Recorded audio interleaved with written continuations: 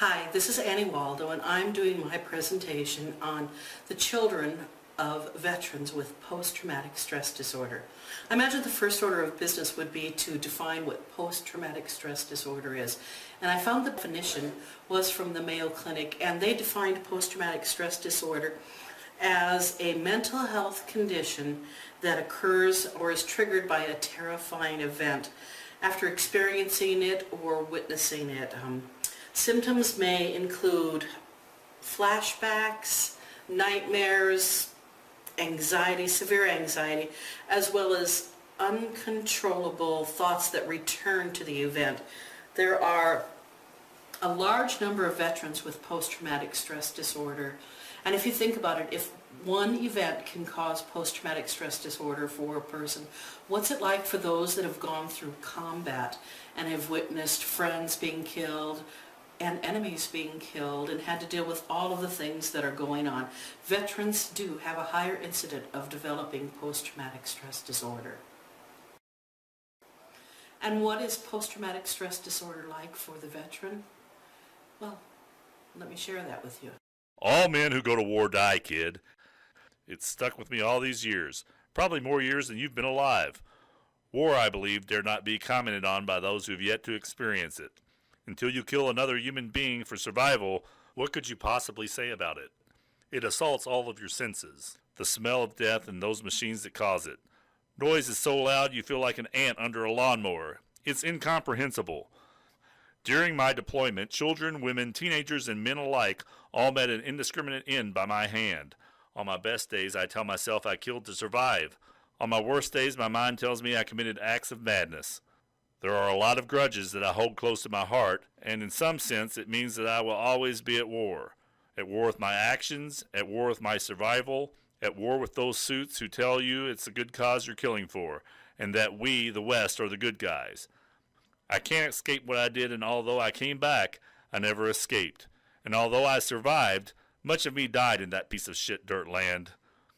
I may have cheated death, but just like that Joe prophetically said, in the smoke-fueled haze of all those years ago, life has cheated me. So how might a parent's PTSD affect the child? Well, younger children don't really understand it. It's a really traumatic thing for them to witness a flashback. It's scary, it leaves them confused, it leaves them feeling unsure of what's going on in their own family.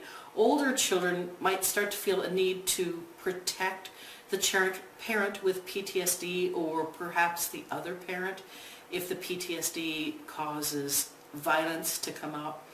Or they might start to emulate the parent that has PTSD. 39% of those that live with someone who has PTSD will develop secondary PTSD, or secondary post-traumatic stress disorder, just from the chaos and confusion that goes along with living with someone with PTSD.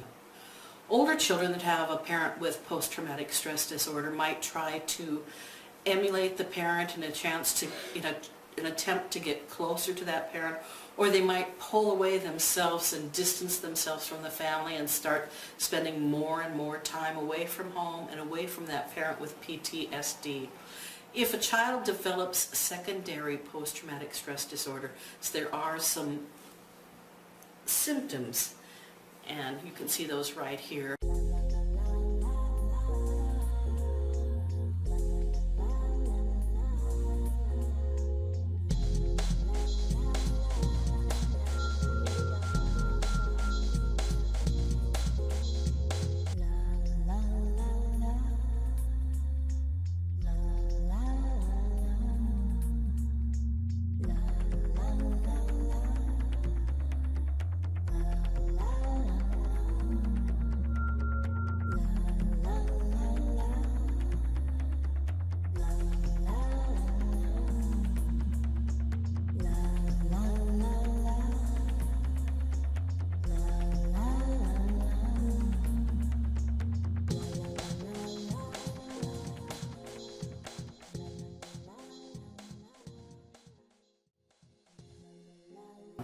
So what can you do? What can be done if you are a parent with post-traumatic stress disorder, PTSD, and you feel your child is affecting it? Try to find and establish that your home is a safe place to talk about it, or if it's your partner that has PTSD.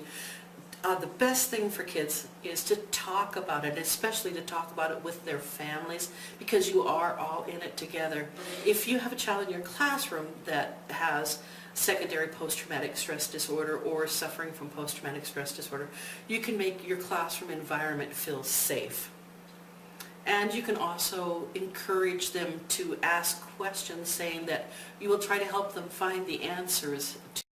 Probably the best thing to do, though, if you are a parent with PTSD or the partner of a veteran with PTSD, is to be honest with your children. If the PTSD person has to go away to the hospital for some treatment or go away somewhere for a while, don't lie to the kids and say, oh, they're on vacation. No, don't sugarcoat it. If you need to sugarcoat it, just a little do that by saying, like, they're away and they're going to get better. But honesty is still the best treatment. Sometimes if you're a parent, the best answer to the questions they might have or to address it is to say, I love you too much to talk about this right now. We'll talk about it later. Because kids don't need to know all of the gory details about everything that's going on. But if you think your child, if you're a veteran and you have PTSD and you think your child might need some help, please get them help. Get yourself help. Don't try to hide it under the rug, under the bush, whatever, not talking about that elephant in the room, because actually it's more than an elephant in the room. It's an elephant, 2 giraffes, a zebra, and a kangaroo. And the more you try to hide it, it's going to come out in other ways. The best way is to address the issue and get help if you need it. Our world has been, all through history, there have been trauma and war. And people keep surviving, but mental health is important. If you feel that your relationships, your job, or your child's relationships are suffering, make sure that you get help. After reading many stories from veterans and from children of veterans and stuff that the VA sent me on post-traumatic stress disorder and veterans and how families deal with it, I was touched very deeply, and in an attempt to empathize and put myself where a veteran was, I wrote this poem. This is my mind, a cell where I hide and stay. When the past comes in, I slip away. My cell is dank, the walls ooze blood, the ceiling crushes in swamp of mud. The stench of vomit, sweat, and fear, it's here they live and pull me near. Darkness built with my own thought. The flashback comes, I am caught. I rattle the door and smell gunfire. I see ghostly souls beyond the fire. I tackle it all brass and bold. It leaves me exhausted, feeling old. I wake to visions and forceful storms, screaming children, shattered forms, severed arms and legs at dawn I find, shattered lives, my shattered mind. I'm home and safe, I tell myself. My purple heart rests on the shelf. The children's voices echo down. I stretch, I stand, and then I yawn. I go upstairs to start the day. I work to keep the terror at bay. A dish is dropped with a thunderous sound. A flashback starts with a bold rebound. I see them walk the eggshell line. They feel my rage, watch for a sign. I see fear in my children's eyes. Which parent will I be? The one who cries? Will I yell, throw things away? Will I cuddle and want to play? Will I laugh and kiss their face, hold them in a close embrace? They're imprisoned by this post-war beast. They worry, I wish to be released. Sometimes I hope death will come and set me free. I pray for those that fought with me. Thank you.